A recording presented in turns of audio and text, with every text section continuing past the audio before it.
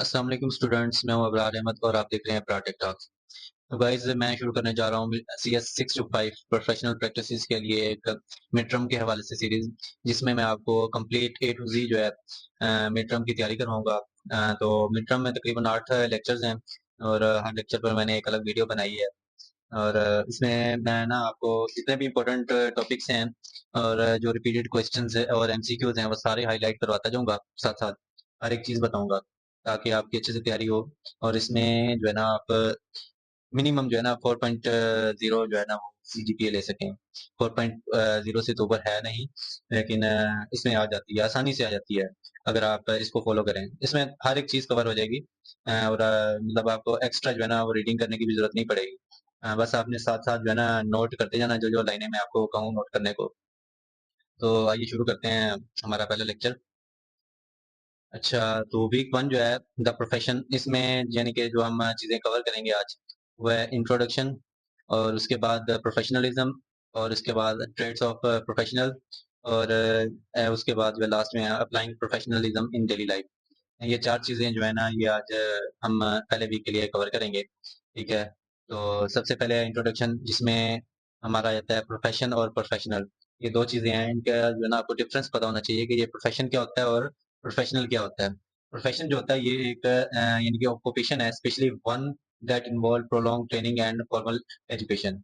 मतलब कि ऐसा पेशा या काम जिसके लिए खास तालीम, ट्रेनिंग और स्किल्स की ज़रूरत हो। सिंपल वर्ड्स में ये कहता हूँ कि यानी कि ऐसा काम जो सिर्फ नॉर्मल काम ना हो, बल्कि उसके लिए प्रॉपर एजुकेशन और एक्सपीरियंस चाहिए होता है। जैसा कि डॉक्टर्स हो गए, इंजीनियर्स हो गए, टीचर्स वगैरह, या सॉफ्टवेयर डेवलपर आप कह सकते हैं। तो इसमें जो टीचिंग है ना, इनकी जो टीचर है उसकी जो टीचिंग है, टीचिंग इज द प्रोफेशन। ठीक है? और नेक्स्ट जो है प्रोफेशनल। प्रोफेशनल क्या होता है? Professional is a member of a profession और any person who earns their living from specific professional activity. ये इसका मतलब ये है कि यानी कि एक ऐसा इंसान है जो अपना यानी कि डेली रूटीन के लिए, यानी कि रोजमर्रा की जिंदगी गुजारने के लिए किसी एक खास पेशे से पेशे में काम करता है और उससे अपनी लिविंग कमाता है, यानी कि अर्निंग करता है, ताकि यानी कि उससे अपना पेट पाल सके। और उसके बाद जो है next, the term also describe the standard of education and training that prepare member of the profession with the particular knowledge and skills necessary to perform their specific role within that profession।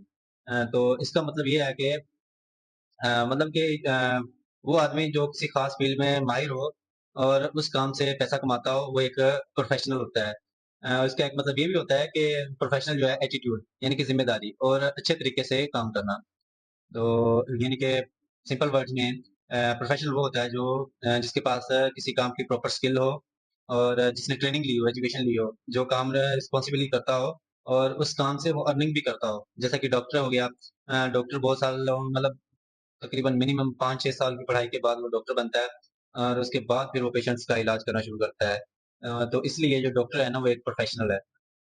तो इस तरह और भी बहुत सारी मिसालें हैं जिनसे कि आपको आराम से समझ आ जाएगा। नेक्स्ट है हमारे पास प्रोफेशनल रिस्पॉन्सिबिलिटीज। ये हमारी जो अगर कोई प्रोफेशनल है तो उसकी रिस्पॉन्सिबिलिटीज क्या क्या होती हैं। तो इसमें जो है सबसे पहले यानी कि information technology, with the reference of to the information technology, computer science और software engineering, the responsibilities of working professional in this area include network administration, software development and installation, and the planning and management of an organization's technology lifecycle, by which hardware and software is maintained, upgraded and replaced। ठीक है? इसमें यानी कि information technology या computer science और software engineering की field में professionals की रिस्पॉन्सिबिलिटीज में ये काम शामिल होने चाहिए कि नेटवर्क एडमिनिस्ट्रेशन करना उनको आना चाहिए, सॉफ्टवेयर डेवलप और इंस्टॉल करना भी आना चाहिए, और इसके साथ साथ ऑर्गेनाइजेशन की टेक्नोलॉजी सिस्टम को मैनेज करना आना चाहिए, और हार्डवेयर और सॉफ्टवेयर मेंटेन और अपग्रेड और रिप्लेस करना उसको आना चाहिए। ठीक है? और इसके साथ साथ यानी कि आईटी जो प्रोफेशनल होता है कंपनी के, उससे यानी कि आईटी के कंप्यूटर सिस्टम्स की टेक्नोलॉजी को स्मूथली चलाने की जिम्मेदारी जो है ना वो लेनी पड़ती है।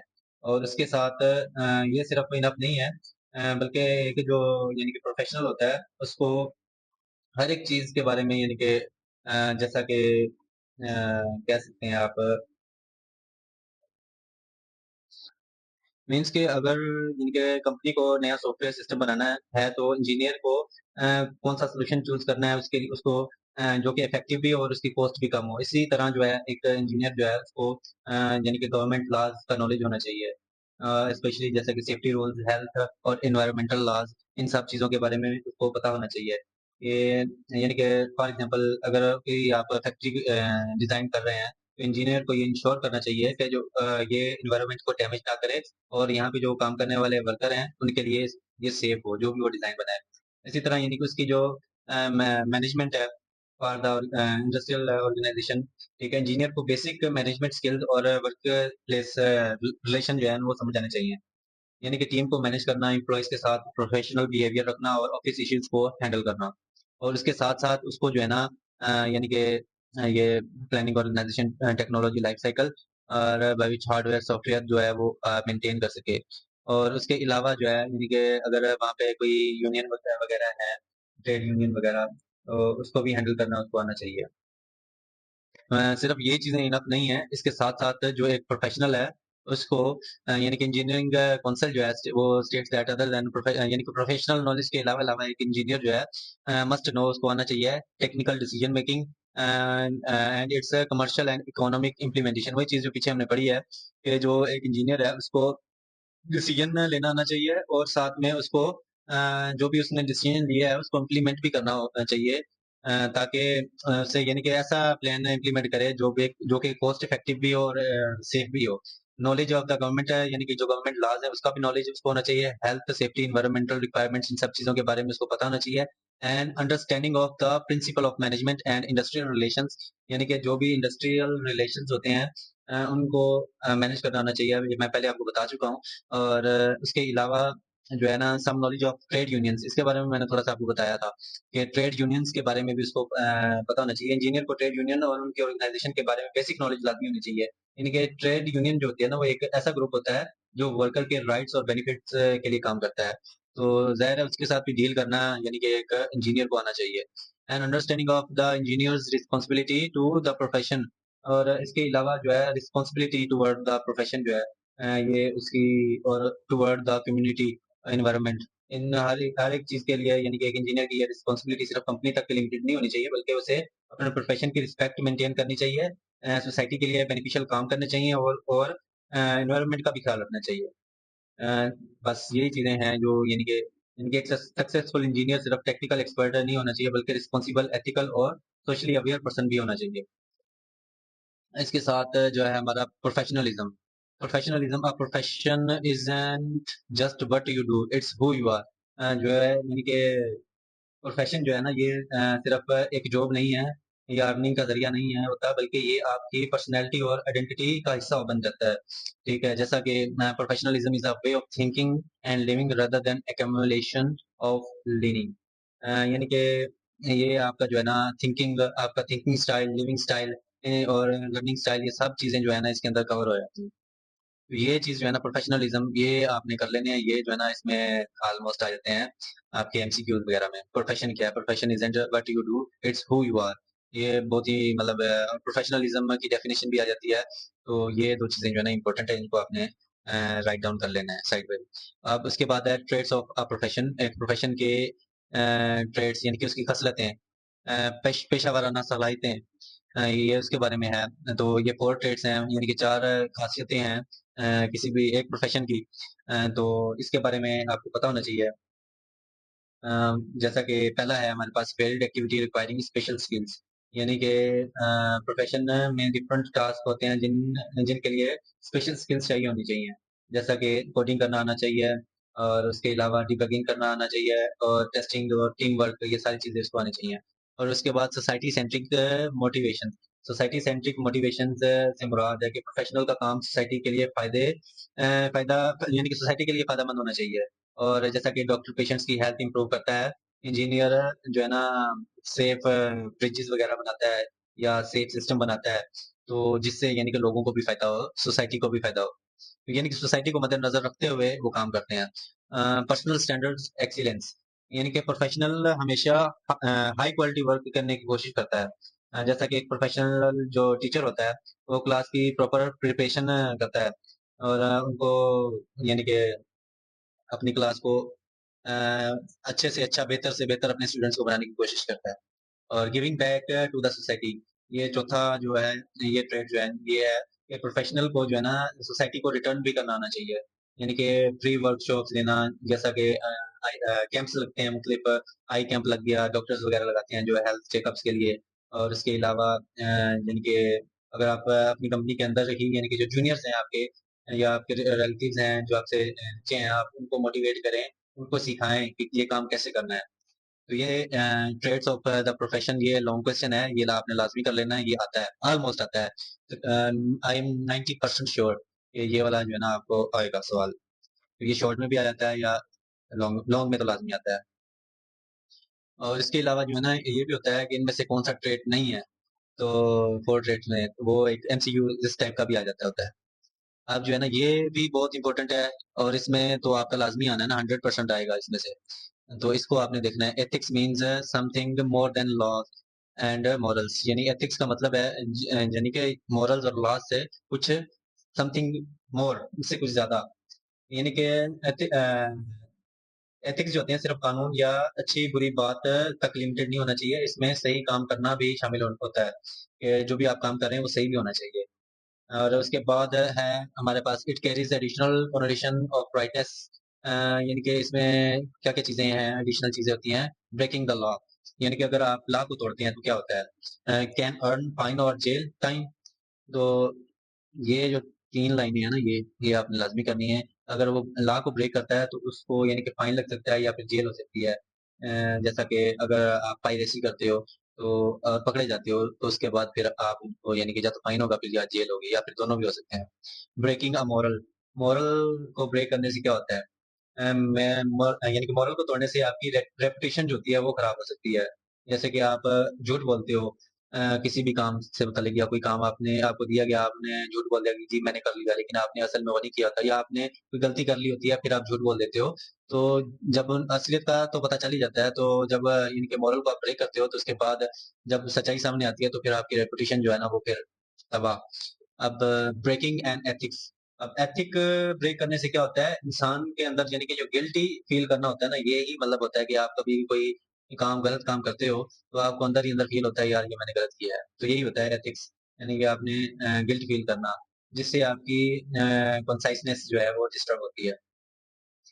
जैसा कि क्लाइंट का सेंसिटिव डाटा उस आपके हाथ में आ जाए और आप उसको उसका मिसयूज करें, किसी को ब्लैकमेल करें, तो फिर इससे यानी कि जो मसले मसाइल होते हैं वो आपको पता ही है। It's possible to break all three simultaneously, क्या ये पॉसिबल है कि आप इन तीनों को एक साथ तोड़ें? यस, पॉसिबल है। नेक्स्ट जो है हमारे पास traits of a professional. Being a professional means that there are certain traits which are expected from you. एक प्रोफेशनल पेशेवर होने के नाते यानी आपसे कुछ चीजें जो है ना उनकी तवक्कुआत होती है। आपकी ये खासियत में शामिल होना चाहिए कि आप एक अच्छे इंसान हो।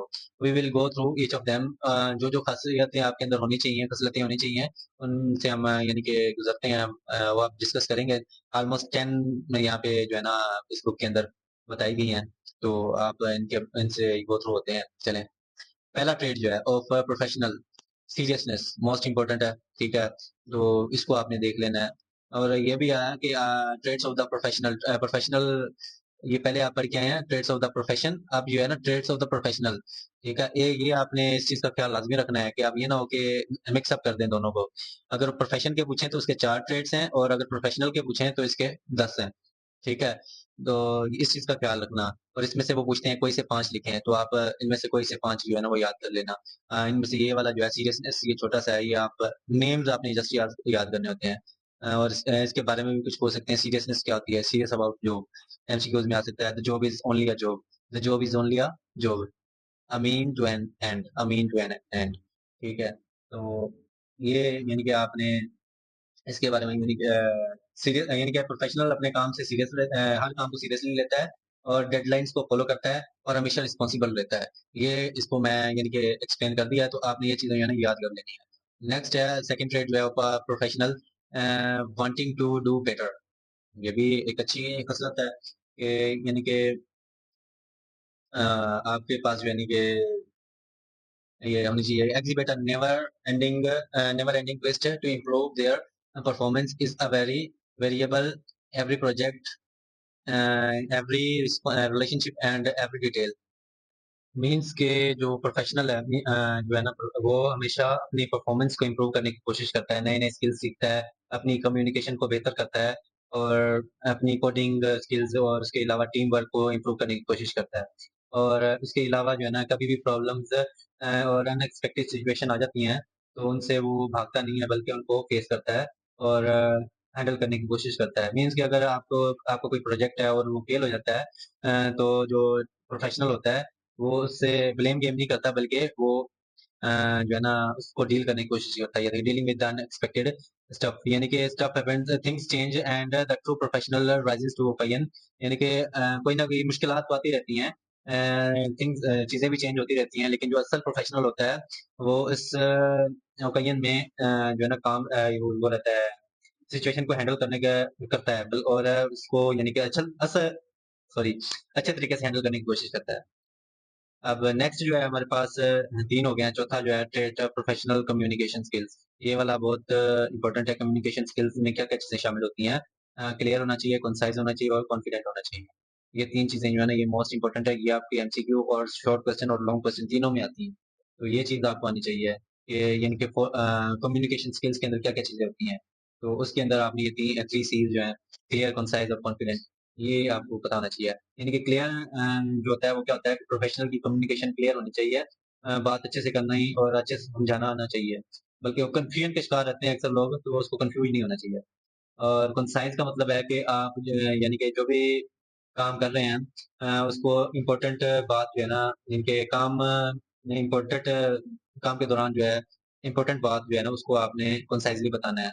अननेसेसरी यानी कि लंबी-चौड़ी बात जैसे कि अभी मैं कर रहा हूँ सॉरी तो ऐसी कोई बात नहीं करनी चाहिए। बल्कि टू द पॉइंट कंसाइज़ हमेशा रहना चाहिए और उसके अलावा कॉन्फिडेंट भी रहना चाहिए। इसका जो कॉन्फिडेंस जो है ना वो लेवल एक ऐसा होना चाहिए कि अगला ब बंदा समझे कि भाई यही बंदा यही कह रहा है, जो भी कह रहा है ठीक कह रहा है। अब एटीट्यूड, एथुइज़्म जो है, यानी कि आपका जो एटीट्यूड है वही हर चीज़ होती है। Attitude is everything. इसका मतलब यही है कि आपका एटीट्यूड बहुत इम्पोर्टेंट होता है।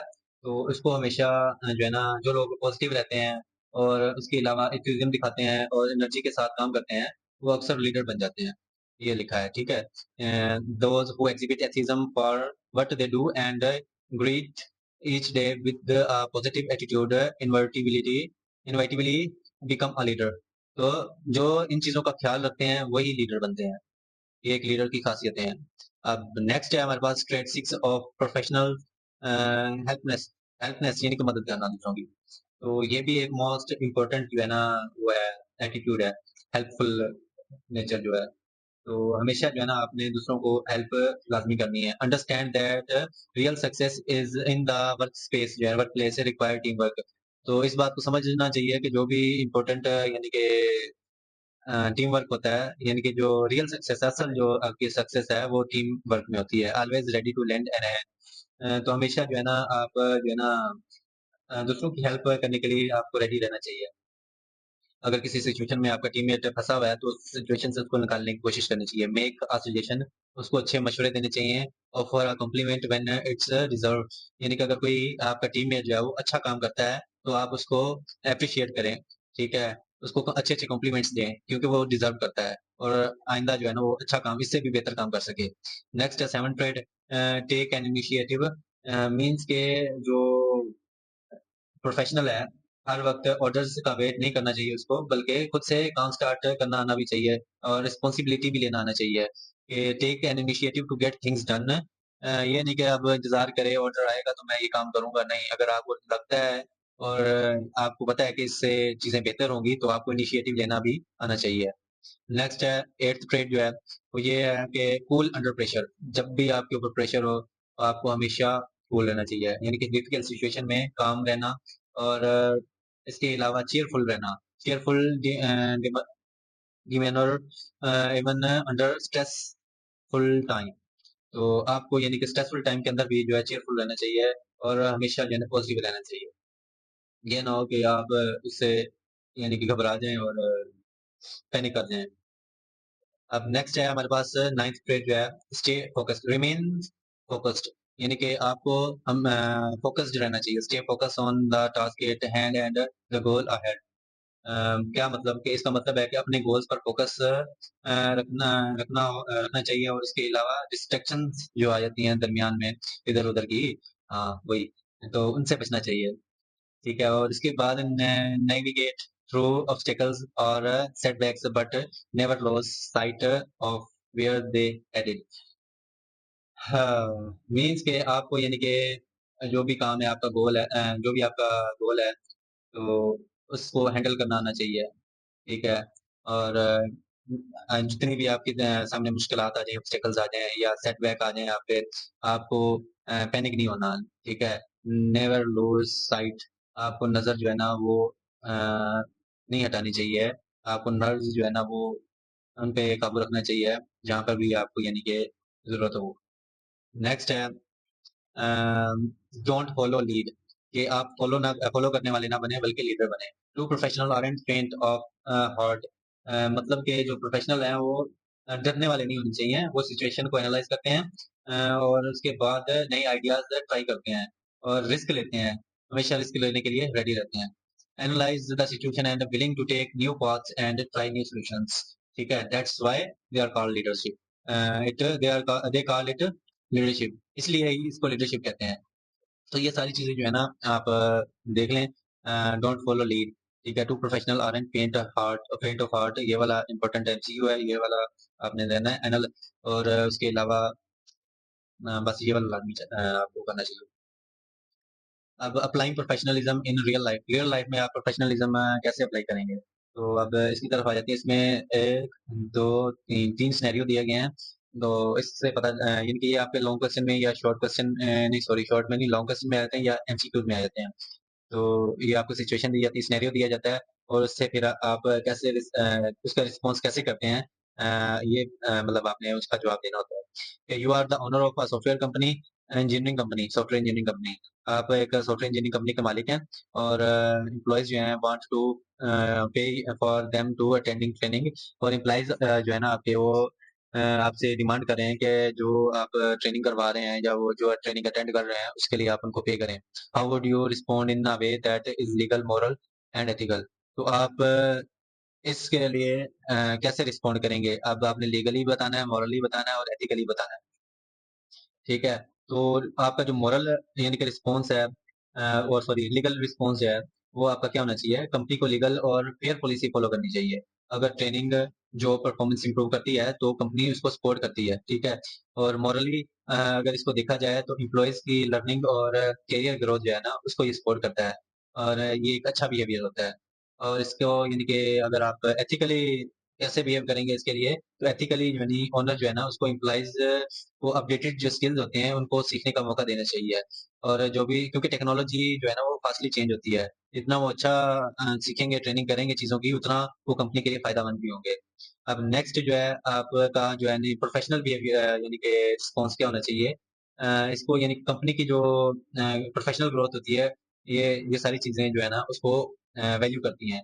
और रेलेवेंट जो ट्रेनिंग प्रोग्राम्स होते हैं, वो उसमें आप अगर फाइनेंशियली सपोर्ट करते हैं अपने ट्रेनीज़ को, तो इससे दोनों ही यानी कि दोनों को बेनिफिट्स होते हैं, कंपनी को भी और आपके जो एम्प्लॉइज़ होते हैं उन दोनों को।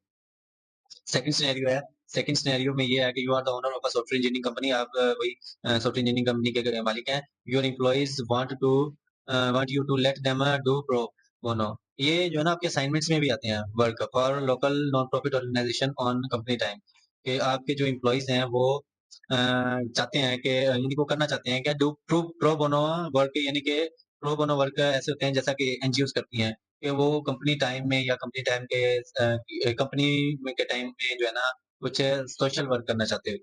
ठीक है, प्रो बोनो वर्क मीन्स के सोशल वर्क जो है ना वो भी करना चाहते हैं। तो आप इसमें कैसे रिस्पॉन्स करेंगे, लीगल, मॉरल और एथिकली? तो मॉरल यानी कि जो नॉन प्रॉफिट ऑर्गेनाइजेशन होती हैं, वो यानी कि उनको हेल्प करना यानी कि एक पॉजिटिव काम है, मॉरली पॉजिटिव काम है, तो आप इनको यानी कि मॉरली सपोर्ट कर सकते हैं। एथिकली यानी कि सोसाइटी को गिव बैक करना, ये भी एक प्रोफेशनलिज्म, जैसे कि आप पीछे पढ़ के आए हैं, उसका एक इम्पोर्टेंट पार्ट है। तो इसलिए एथिकली भी आप उसको यानी कि रिस्पॉन्स कर सकते हैं कि ये ठीक है, okay, you can do it. और उसके अलावा लीगली जो है ना यानी कि कंपनी पॉलिसीज़ और वर्किंग आवर्स में अगर काम हो रहा है, मैनेज हो रहा है और इससे आपका काम भी डिस्टर्ब नहीं हो रहा, तो लीगली भी यानी कि फिर आपको कोई वो नहीं होना चाहिए मतलब इससे कोई मसला मसाइल नहीं होता कि आपका काम तो चल रहा है ना, तो लीगली भी यानी कि आप एक्शन नहीं ले हाँ, अगर कंपनी को अगर कोई नुकसान हो रहा है इसकी वजह से, तो फिर अलग बात है। तो कंपनी जो है ना कम्युनिटी सर्विस को एप्रिशिएट करती है। एम्प्लॉइज़ लिमिटेड कंपनी जो है ना लिमिटेड टाइम में यानी कि नॉन ऑर्गेनाइज़ेशन यानी कि जो एनजीओ है, उसके लिए भी काम कर सकते हैं, जिससे वो यानी कि अपने लिए अर्निंग नहीं कमाते बल्कि वो सोसाइटी को पे बैक करते हैं। थर्ड सिनेरियो है अगर you are the software engineer at company where management routinely encourage you and your colleagues to use pirated software. ये आपकी जो सॉफ्टवेयर इंजीनियर है और आपकी कंपनी जो है आपको और आपके कोलीग्स जो हैं यू एंड योर कोलीग्स को यानी कि आपके जो भी कोलीग्स हैं उनको एनकरेज करती है कि वो पायरेटेड सॉफ्टवेयर का इस्तेमाल करें। तो यहाँ पे आप क्या क्या रिस्पॉन्स करेंगे? मॉरली और लीगली, मॉरली और एथिकली। तो इसमें यानी कि ये वाला थोड़ा-सा नेगेटिव तरफ चला जाता है। ये पायरेटेड सॉफ्टवेयर जो है ना, उनका यूज़ करना ही इल्लीगल है, ठीक है? लीगली तो फिर ये इल्लीगल है और कॉपीराइट यानी कि किसी और के कॉपीराइट्स को इस्तेमाल करना उनकी इजाज़त के बगैर क्योंकि कॉपीराइट्स किसी और के हैं, तो आप उसको इस्तेमाल करते हैं, तो ये लॉ को ब्रेक करता है, कॉपीराइट लॉ जो है ना, उसको ब्रेक करता है और मॉरली जो है ये अ, गलत है, मॉरली भी गलत है क्योंकि किसी और की मेहनत है, उसकी इंटेलेक्चुअल प्रॉपर्टी है और इसको यूज़ करना जो है ना, ये इल्लीगली है। इल्लीगली इसको यूज़ करना मतलब मॉरली मॉरली भी इल्लीगल है। और नेक्स्ट जो है हमारे पास इसका एथिकल रिस्पॉन्स क्या होना चाहिए? एथिकली यानी कि जो प्रोफेशनल एथिक्स के मुताबिक सॉफ्टवेयर इंजीनियरिंग जो है उसको ऑनेस्ट होना चाहिए, ठीक है? ऑनेस्ट होने के साथ-साथ उसको अपनी इंटीग्रिटी जो है ना वो भी मेंटेन करनी आनी चाहिए। तो इसलिए यानी कि पायरेटेड सॉफ्टवेयर का जो यूज़ है वो लीगल और एथिकली स्टैंडर्ड्स के अगेंस्ट है और हमें लाइसेंस सॉफ्टवेयर ही इस्तेमाल करने चाहिए, ठीक है? कोई भी अल्टरनेटिव जो है ना यूज़ करने चाहिए उसके अलावा लेकिन किसी का कॉपीराइट जो है, किसी की इंटेलेक्चुअल प्रॉपर्टी है, उसको इल्लीगली इस्तेमाल नहीं करना चाहिए, ठीक है? ये 3 सिनेरियो हैं, ये आपको आई होप अच्छे से समझ आ गए होंगे।